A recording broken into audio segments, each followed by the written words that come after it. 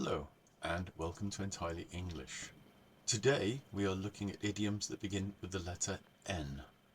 I'm going to do 3 today and then put some others in the description below. A couple of them are questionable, but they're useful idioms to know. So let's begin. Our first idiom is not hold water. You can say something does not hold water. Now this idiom originally referred to ships that were leaking. To hold water meant to hold water out, to keep the ship waterproof, sealed against the water. So if a ship didn't hold water, it couldn't go to sea or couldn't maintain its position in the sea. Over time, the phrase began to be used for any argument or point of view that did not hold water, that was not secure, wasn't safe, was baseless, we might say.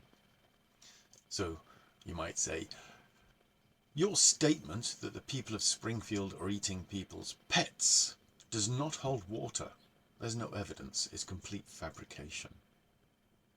Our next idiom is to nail your colours to the mast. In nautical battles, the colours, that's the flags of the countries, would be hoisted up the mast to show who you were. British, French, Spanish, etc.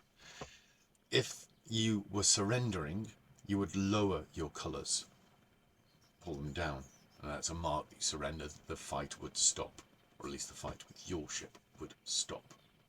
It was apparently also common for the enemy ships to aim their cannons at your mast, to shoot your mast down so that your colours fell.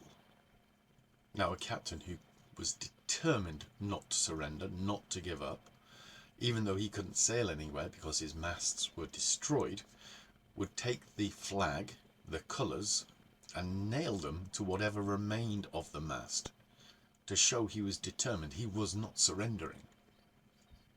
So when we nail our colours to the mast, it means we're determined, we are sticking to our guns, that's another phrase. We are not surrendering.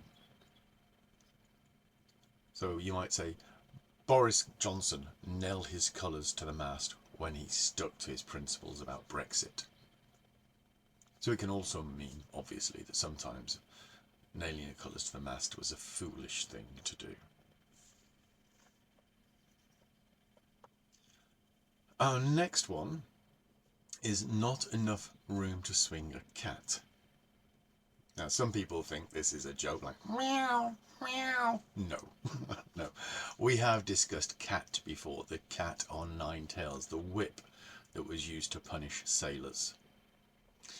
So, as we've discussed before, when they were whipped, they would be brought on deck, tied to the mast or a grid or something, and whipped there. The reason being, as they would say, below decks, in the hold, in the sleeping area, there was not enough room to swing the cat. They couldn't, because the cat, the whip, would get caught on different things. They couldn't really get their backs behind it. So anywhere that was small was described as not having enough room to swing a cat. A captain might go onto his new ship, go to his cabin and say, don't like this, not enough room to swing a cat. It's a very small cabin. And we use it exactly the same way now. You go to look at an apartment you want to rent, and you go, oh my gosh, there's not enough room to swing a cat in here. Most people don't even think about the origin when they say that. They just mean it's small. And we often do have this image of a cat being held by the tail going meow, meow, meow.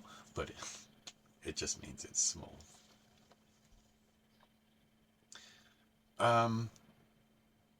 Okay, so those are the 3 I wanted to do. As I said, I'm going to pop some others down in the comments. There's one which is New Blood, which has various arguments about its origins. Some of them are rather stupid. And then there's to nail something or someone down.